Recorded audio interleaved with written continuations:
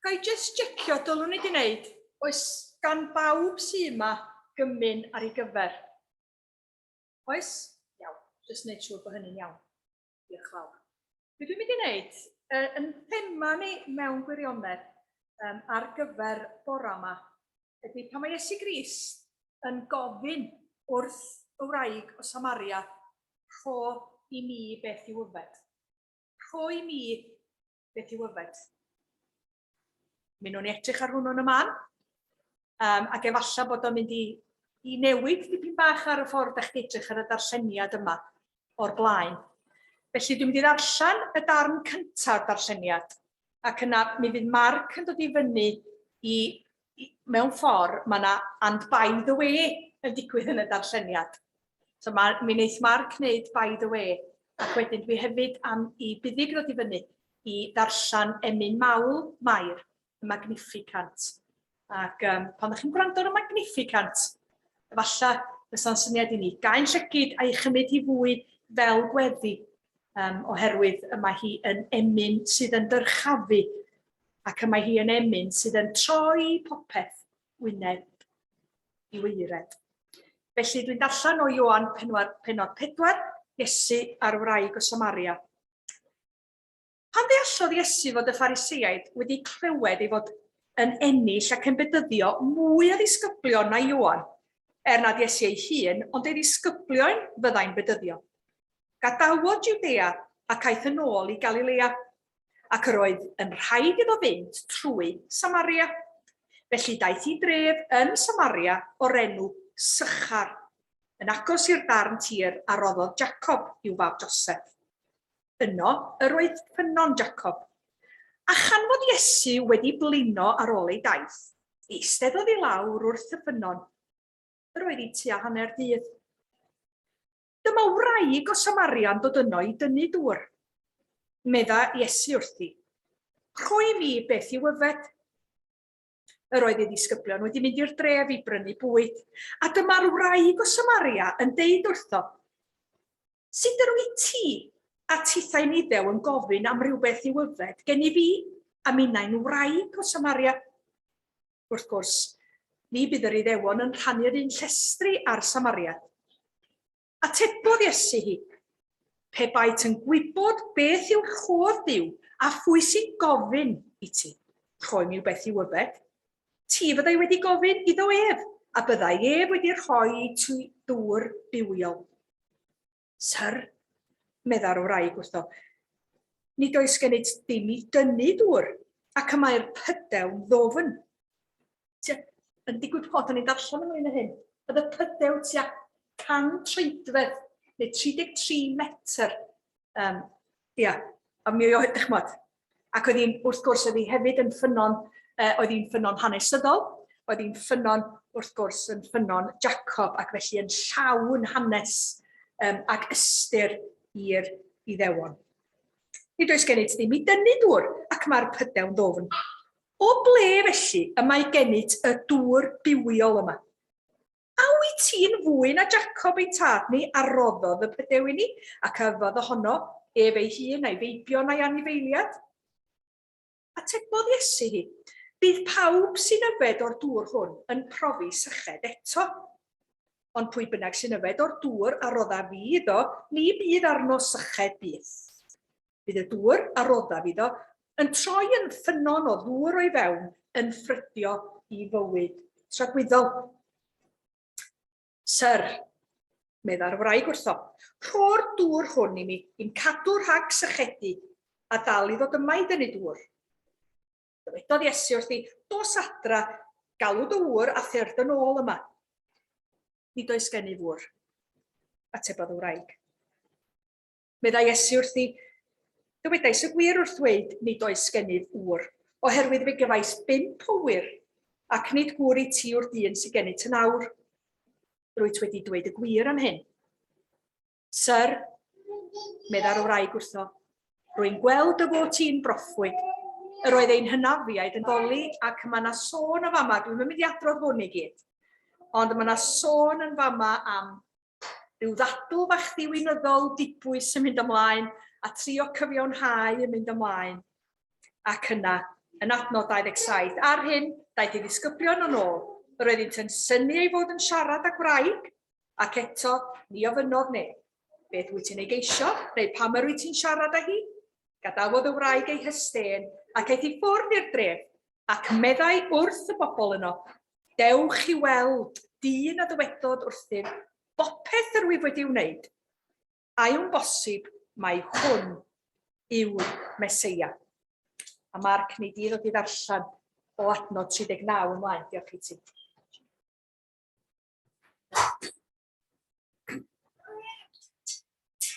Daeth llawer o'r Samariaid o'r dref honno i gredu yn Iesu drwy air y wraig a dystiodd.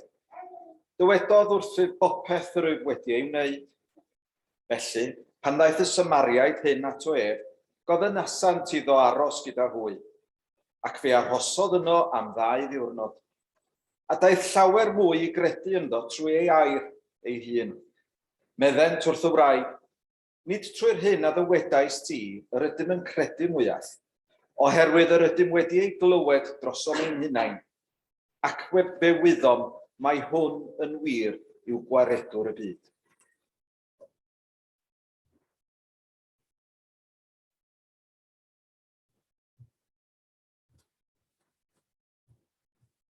Emyn mawl Mair, ac meddai Mair, y mae fy enaid yn mawrygu'r arglwydd, a gorfoleddodd fy ysbryd yn niw fy ngwaredwr, am iddo styried distadledd ei geithferch. Oherwydd, wele, o hyn allan fe ymgelwir yn wynfydedig gan yr holl genedlaethau. Herwydd gwnaeth yr hwn sydd nerthol bethau mawr i mi, a sanctaidd yw ei enw ef. Y mae ei drigaredd o genhedlaeth i genhedlaeth i'r rhai sydd yn ei ofni ef. Gwnaeth yr ymyster a'i fraich, gwasgarodd ddynion balch ei calon. Tynnodd dywysogion oddi ar ei gorseddau, a dyrchafodd y rhai distydl. Llwythodd y newynog a rhoddion, ac anfonodd y cyfoethogon ymaith yn waglaw. Cynorthwyodd ef Israel ei was, gan ddwyn i'w gof ei drigaredd, fel y llefarodd wrth ein tadau. Ei drigaredd wrth Abraham a'i dad yn dragywydd. Diolch i'r ddau na chi. Dwch i ni, wedi pen, gwn ni weddi fer cyn canu yn carol nesaf. Wedi wein tad, da ni wedi diolch i ti am yr hyn da ni wedi glywed, am y stori arbennig yna, pan mae yr wraig o Samaria yn dod i gyfarfod â Iesu Grist. A helpa ni i weld heddiw yma, be yn y stori yma sydd yn siarad efo ni a'n sefyllfaoedd nina hefyd. Yn hefyd, yr ei diolch i ti am y modd yma Mair yn mawrygu enw Iesu Grist, gweitha i amgylchiadau amhosib hi. Ac o ddiwein tad, dyma di'n dymuniad ni yma bore yma hefyd. Ydy mawrygu enw di, deud yn dda amdana ti, ac i dy ganmol di. Diolch i ti o dad, cliw yn gweddi ni, achos bod ni'n gofyn hyn yn edifeiriol ac yn gofyn hyn yn enw Iesu Grist. Amen. Mi ganwn ni felly 449. Mae'r dôn yn gyfarwydd iawn i ni, yn dydi Margaret? Ond efallai nad ydy'r geiriau yma ddim. A geiriau gan fardd cyfoes, sef Sion Aled. Ni bod ni'n nabod Sion Aled, ac fel hyn mae o'n dweud, mae'n dweud yn arbennig yn y bennill gyntaf ma'n sicr. Yn y beidy ganwyd Iesu, heb i'n gwely ond y gwair. Dyw'r digonedd yn ddianedd, gwisgon gweiledd wnaeth y gair. Heddiw erfyn i neu ddilyn, lle bod wrthy'n blodi byd. Gyfeithogion, awn yn blodion, dyna'r goron ora i gyd. 449.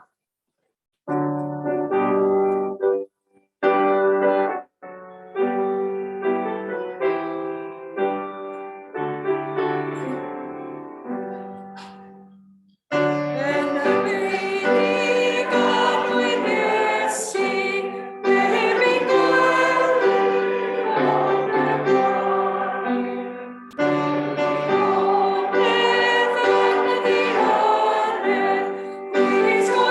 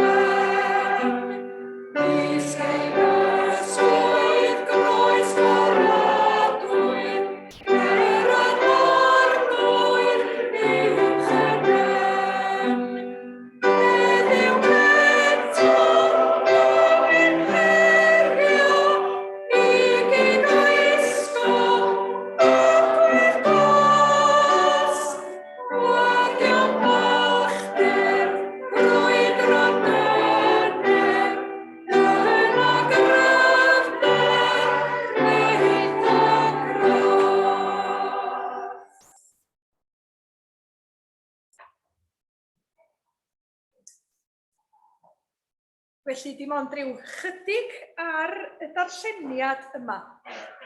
Ac wrth baratoi, d'chmod, rhaid i mi ddeitha chi sut mae rhywun yn paratoi. Mae rhywun yn rhyw brwdio ar y darlleniad am ryw dipyn bach, am ryw 2-3 diwrnod, mynd yn ôl ac ymlaen ato fo. Ac yn ei ddarllen o, a mae yna rhywbeth weithiau yn sefyll allan, dro arall does na ddim. Ac y cwestiwn yma, neu'r gorchymyn yma, nath yn haro fi wythnos yma. Iesu yn dweud wrth wraig o Samaria, rho i mi beth i'w yfed. Ac, d'chmod, sa'n byd yn cael ei ddarllen allan o gyd-destun, ond pan da ni'n meddwl am Efengil Ioan, a da ni'n meddwl hyd yn oed am y benod gynt, yr hanes sydd wedi bod, a mae Huw wedi mynd â ni drwy honno, ac ydyn ni'n gweld yr hanes cyfarwydd iawn, a siŵr o fod, yng nghanol y benod, mae'r adnod fwyaf adnabyddus yn y Beibl. A gyda chi, ydyn ni'n gweld ambell un yna chi?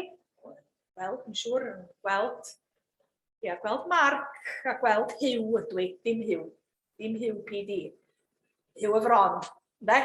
Hyd yn oed mewn gema pêl-droed, sy'ch chi'n gweld arwyddion John 3:16, ymsach? Ne?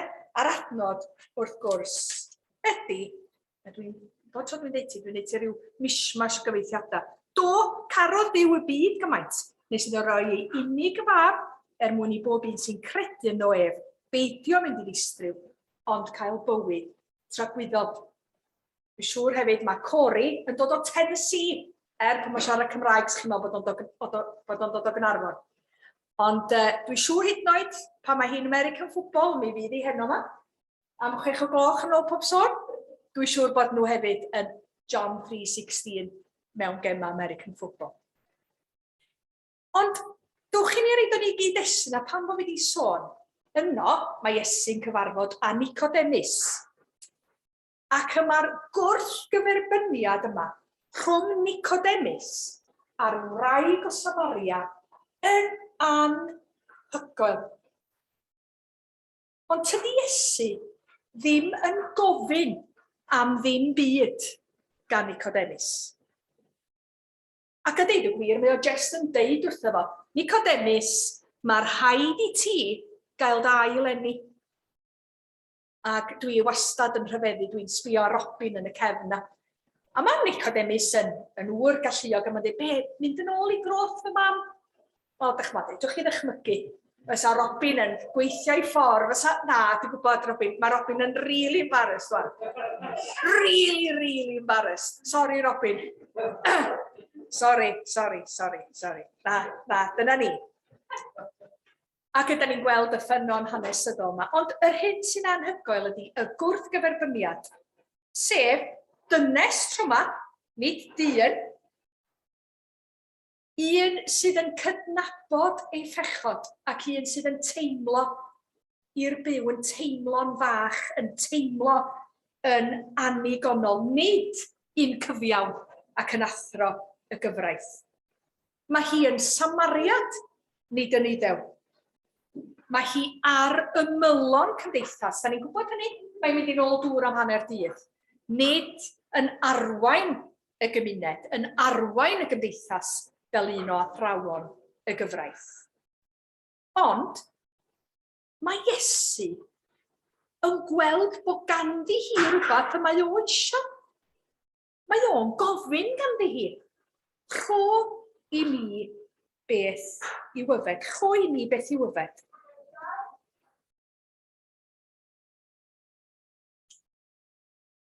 Ond dyma'r wraig sydd yn cydnabod Iesu fel arglwydd ac sy'n barod i dyfu'n ei ffydd ac fel oedd Marc yn ddarllen yn rhannu yr Efengil, yn rhannu y newyddion da yma sydd i'w bywyd hi efo bobl eraill. A dyma dim braint nina hefyd fel dilynwyr Iesu Grist. Felly mae gennau 3 pwynt bach a maen nhw gyd o gwmpas yr rhoi ni beth i'w yfed. Felly, rhan 1, rhoi ni beth i'w yfed, ydy credu. Ac yn adnod 9, mae hi yn deud peth fel hyn. Mae hi'n rhyfeddu, dydy. Dydy. Dechmod, mae hi yn eitha gobsmac, dydy. Mae hi'n deud fel hyn. Sut wyt ti? Mae'n dweud, sut wyt ti a tithau'n iddew yn gofyn am rhywbeth i'w yfed gen i fi? A finna yn wraig o Samaria. Sut ar wyneb deiar dyfo ti yn meddwl? Un, bod yn iawn gofyn i'r ddynas mor ofnadwy a fi, a'i statws mewn cymdeithas mor ddifrifol einsaf. Ac yn fwy na hynny, sut wyt ti am eiliad yn gwybod bod gen i unrhyw beth i roi i ti? Dwi'n hollol di-ymadferth ac anigonol. Mae'n buddig newydd allan. Fel mae Mair hefyd mewn sefyllfa debyg iawn mewn gwirionedd, ran bod y gymuned a'r gymdeithas yn ei barnu hi ac yn edrych yn isel yn ei. Ac yn dweud, felly mae Mair yn rhyfeddu ar un fath o beth. Mae Mair yn dweud, dwi'n dweud, am iddo ystyried i stadledd ei law forwy. Achos y mod i mor isel. Ac eto, wrth i hi y mae Iesu yn gofyn am beth i'w yfed. Dro ar ôl tro yn y Beibl, mae'r neb yng ngoleuni'r groes yn cael dod yn rhywun. Mae'r neb yn cael dod yn rhywun. A mae ei gyd oherwydd y goleuni y mae'r groes yn rhoi. Oherwydd fod Duw wedi dod i'r byd. Ar y Nadolig cyntaf hwnnw wedi dod mwyn wynebu y groes. Ac felly, dyna pam y fyddwn ni yn y man yn nesau at fwrdd y cynnig.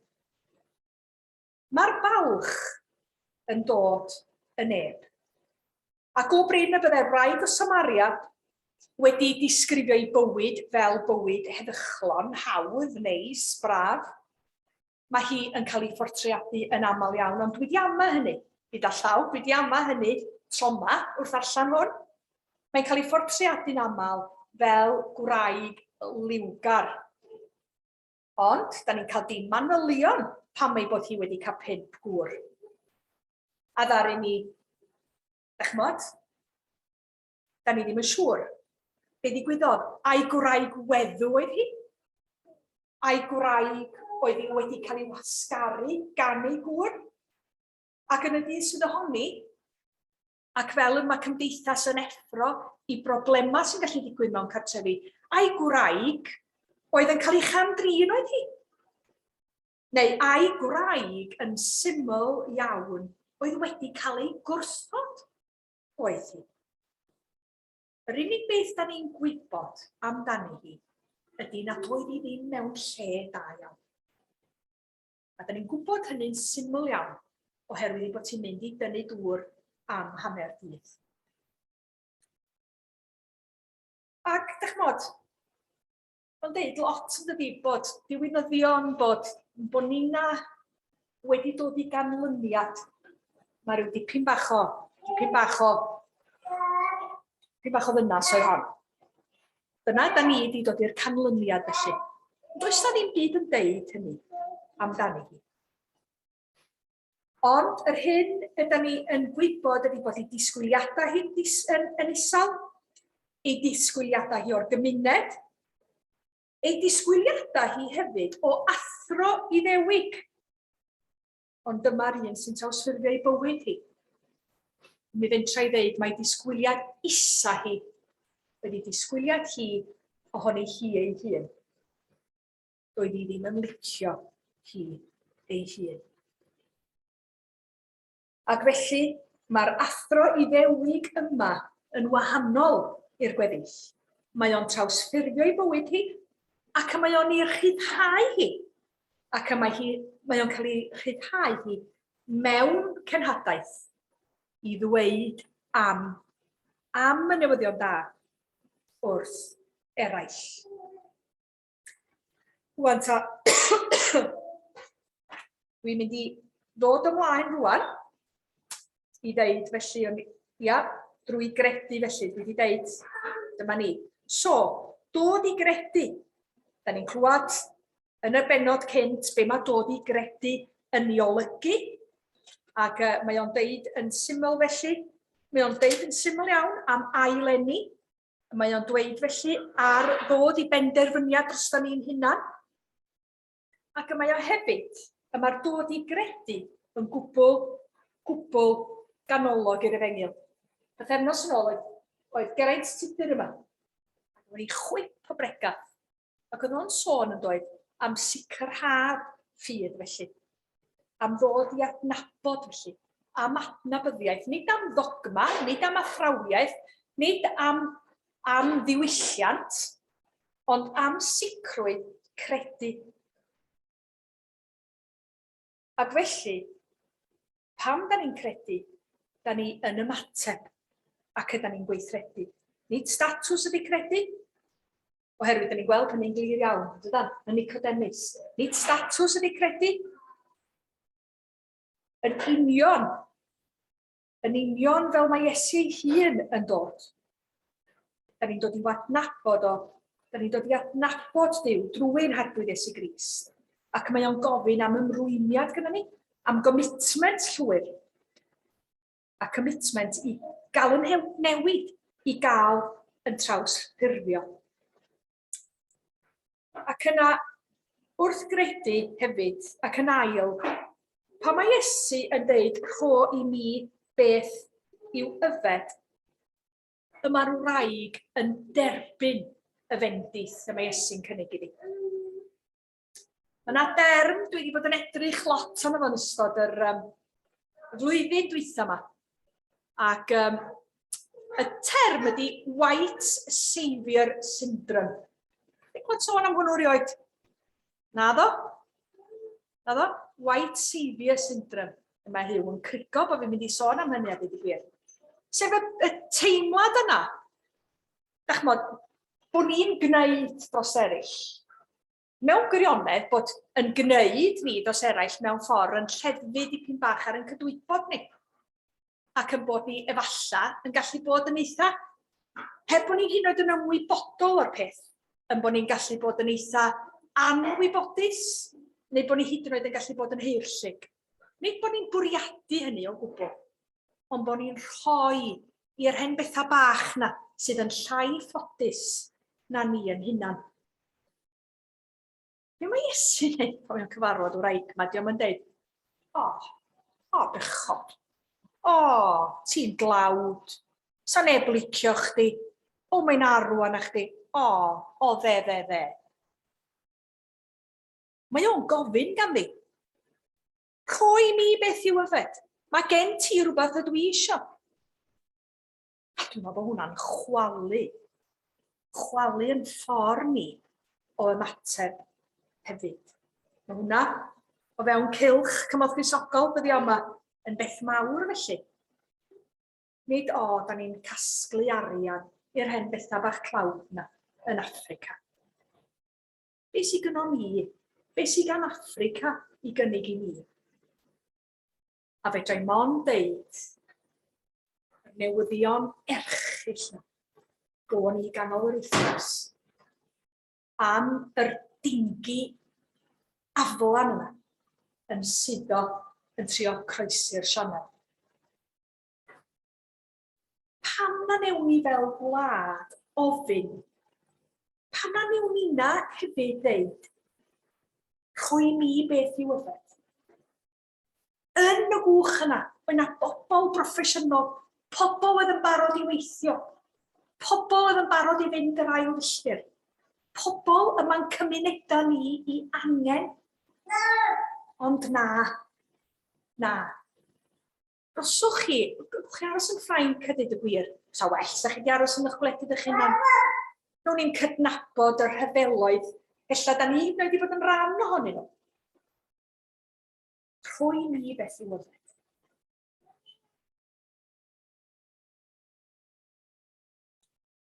Ac un o'r pethau, dechrau nath yn harro fi yn ofnadwy bore ddoe.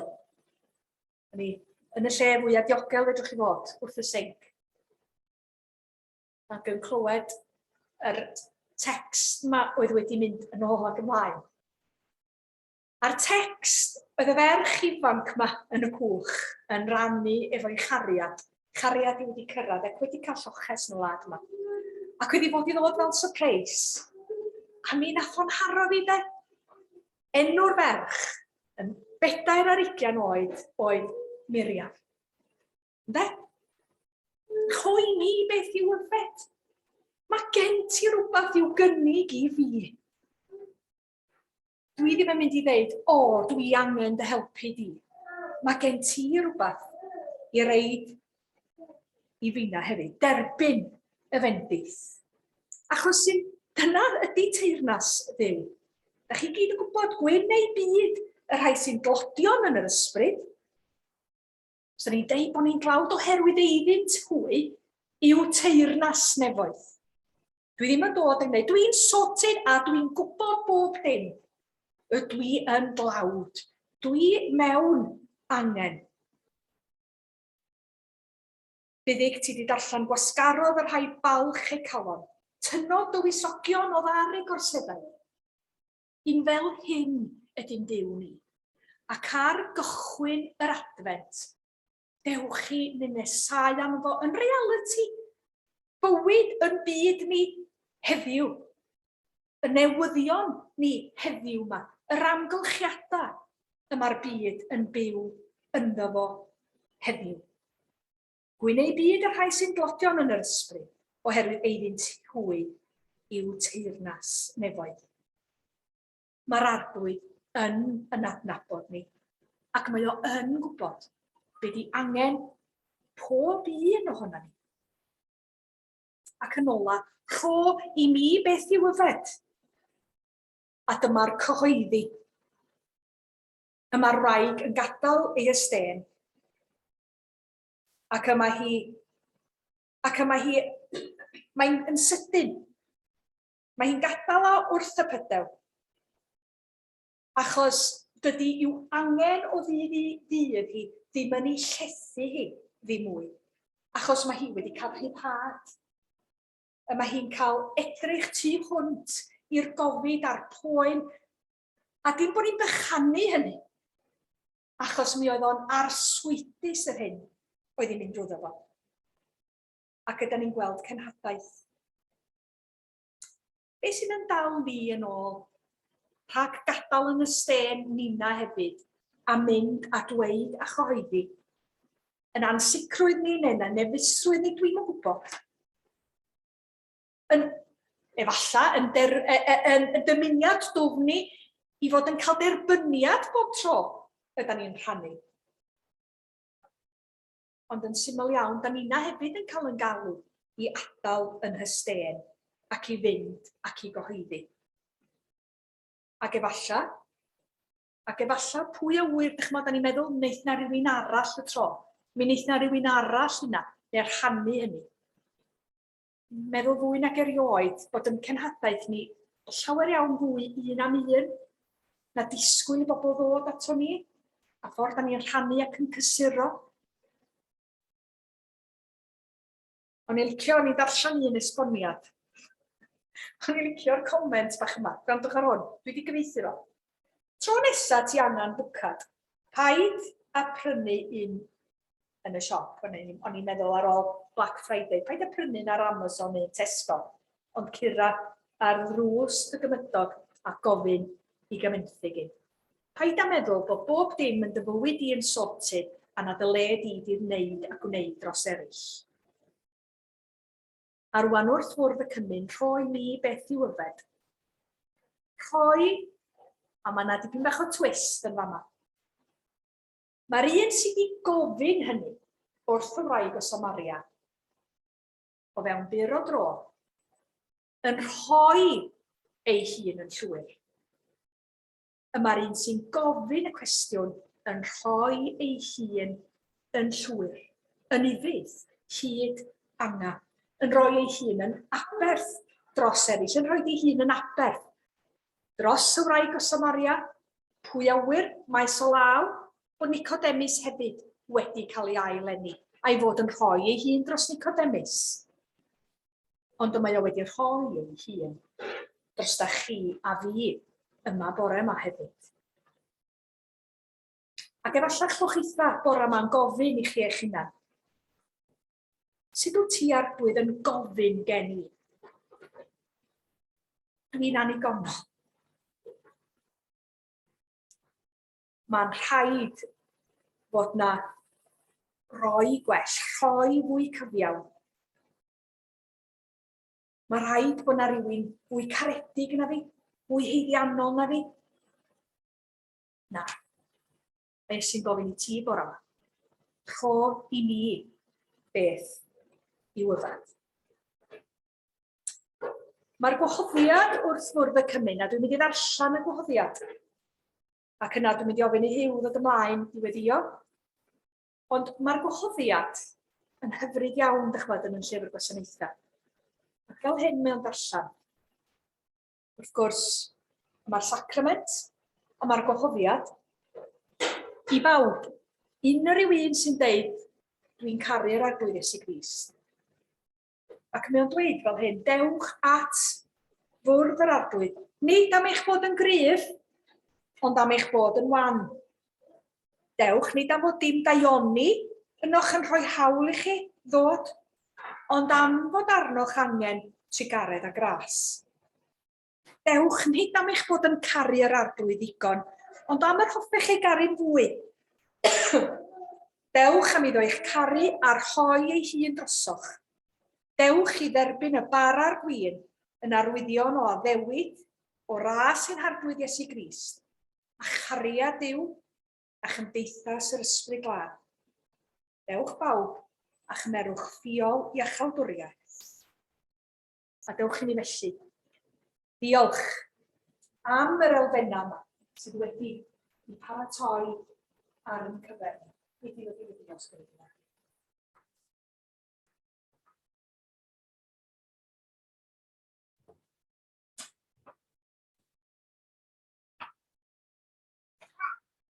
Diolch na, am yn harwain ni. Hyn mae'r ddeheig at fwrdd y cymun. Dwch i ni blygu pen mewn gweddi. Yn cyflwyno'n hunain, ni gloi gyda gweddi'r teulu, gweddi'r Arglwydd. Ddiwein tad, ni'n diolch i ti am yr elfennau yma. Diolch i ti am gael clywed am un ar anodd ei hun ac am un a gynigiodd ddŵr y bywyd yn rhodd ac yn obaith, yn gariad, yn galondid, yn ras i bob un ohono ni.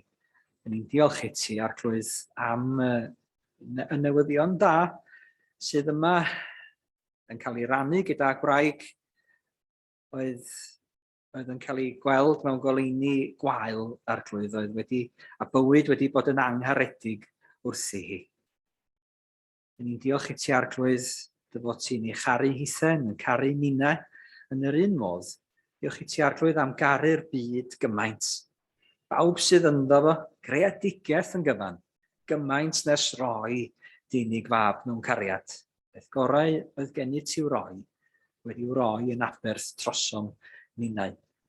Arglwydd, wrth i ni goffau yr aberth yma, wrth i ni fod yn rhannu bara efo'n gilydd, wrth i ni fod yn yfed o'r cwpan Arglwydd, yn cofio am dy gorff di wedi ei dorri, dy waed wedi ei dywallt trosom ni.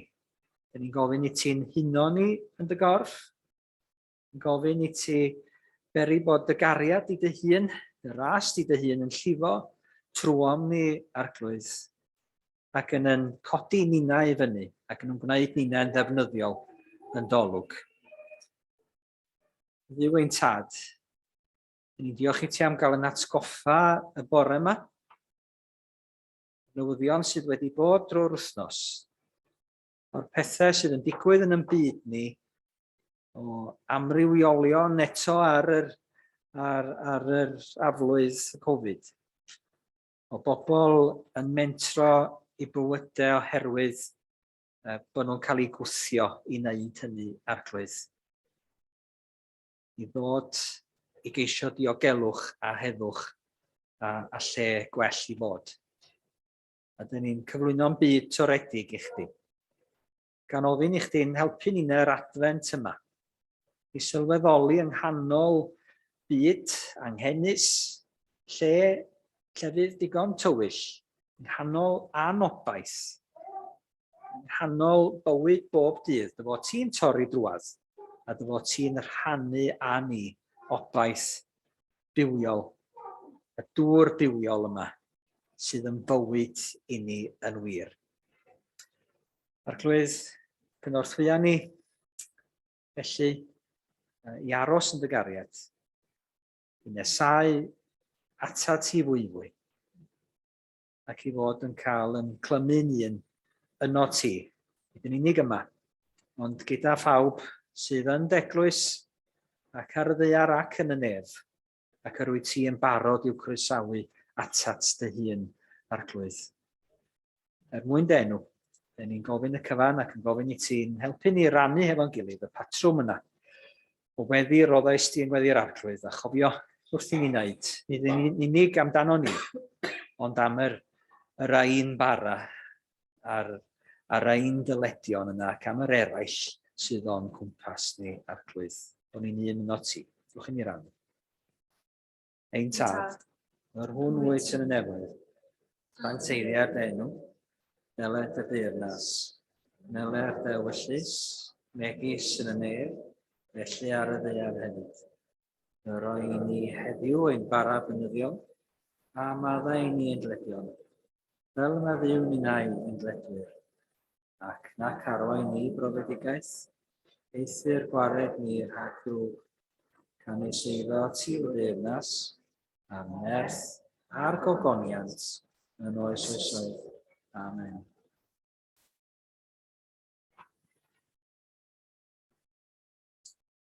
Felly, dilyn y weddi yna. Dewch i ni gymryd, mi wnawn ni gyd gymuno, a wnawn ni wneud hyn efo'n gilydd. A dyma ddidwyd. Dyma mae Paul yn deud yn Corintiaid. Yr arglwydd Iesu yn os y bradychwyd ef, a gymerodd fara ac wedi dod diolch, fe'i torodd a dweud, hwn yw fy nghorff, sydd eich mwyn chi, wnewch hyn cof amdano. Dewch bawb, bwytewch.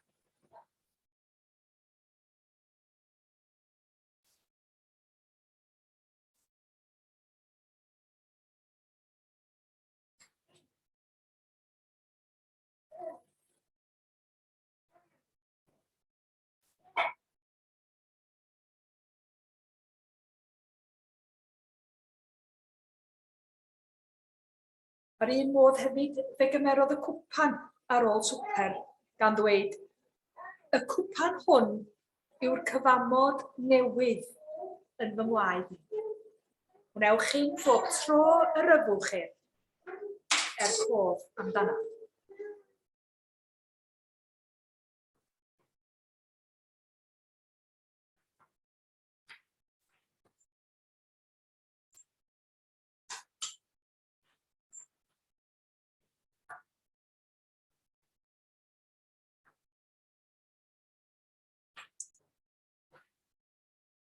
Nid oes bellach fwy i'w ddweud, ond y mae llawer i ni ymateb iddo fo, mae llawer i ni ofyn amdano fo, ac yma yna lawer i ni wneud. Felly yn enw Iesu Grist, awn allan i'r byd. Amen. A mi wnawn ni orffan yn hoedfa bore yma. Yn llawn llawenydd, daeth Crist i'n plith, 479, daeth Crist i'n plith o llawen hawn, a deied pawb ynghyd i'w dderbyn a'i gydnabod ef, yn geidwad i'r holl fyd, yn geidwad i'r holl fyd. Aed y newyddion da ar led awr gorfoleddu yw, a seiniad pawb drwy'r ddaear gron, ei can o fawl i ddiw. Ac ymlaen.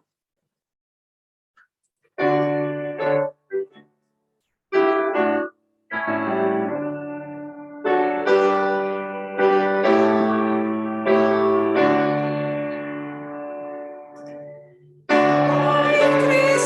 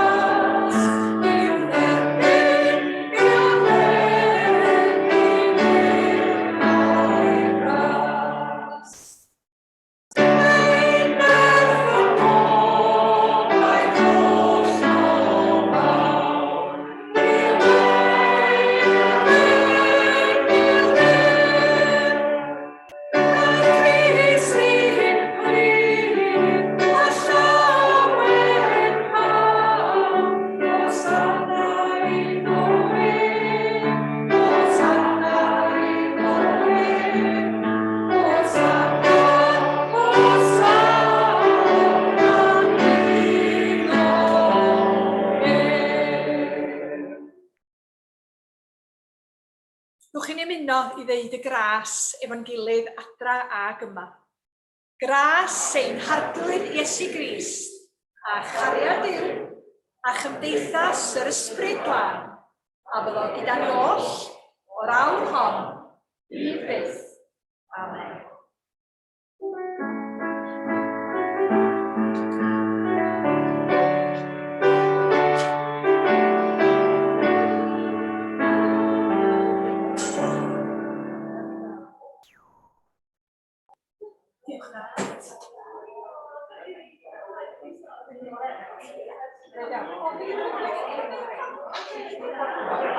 Oes